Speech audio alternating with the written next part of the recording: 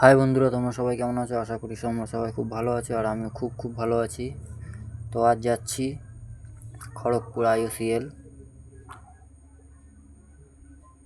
তো চলো। তো আমরা পৌঁছে গেছি প্ল্যান্টে। তো এখন সিলিন্ডারের যে ভেতরে কিভাবে জল দিয়ে ওয়াশ করা হয় ওটাই দেখো।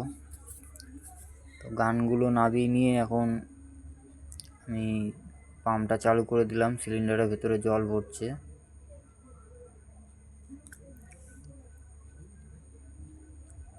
দেখতেই পাচ্ছ, এটা হচ্ছে জলের ট্যাঙ্ক, যেটার সাহায্যে পাম্পের সাহায্যে জলটাকে সিলিন্ডারের ভেতরে ঢোকানো হয়।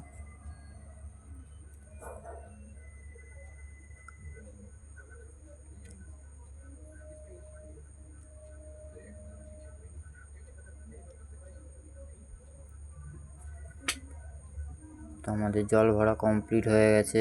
এবার এটাকে আমরা পাল্টি করব যাতে পুরো জলটা বেরিয়ে যায়। তো পাল্টি করা হয়ে গেছে, এখন এটা হাওয়ার প্রেশারের সাহায্যে জলটাকে বের করতে হবে। তো এই যে এখানে দেখাই যাচ্ছে যে জলটা বেরিয়ে যাচ্ছে।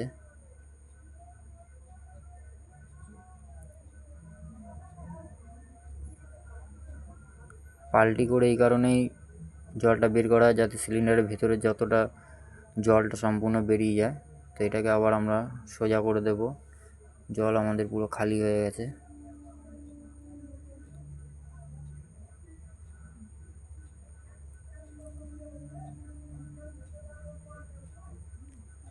তো দেখতেই পাচ্ছি এটা আস্তে আস্তে সোজা হয়ে গেছে।